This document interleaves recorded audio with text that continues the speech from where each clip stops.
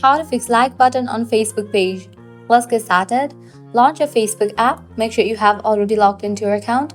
Now switch to the Facebook page in which you want to add like button. For that, head towards the menu page. Click on the profile icon given at the bottom right corner. Once you're on the menu page, click on three dots. Then select your Facebook page.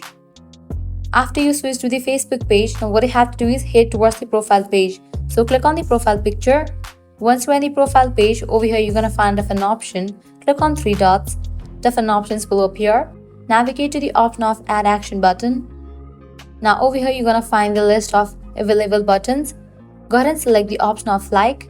And once you do that, you can hit back. Now in your profile page, like option will be available. So this is how you can easily fix like button on Facebook page.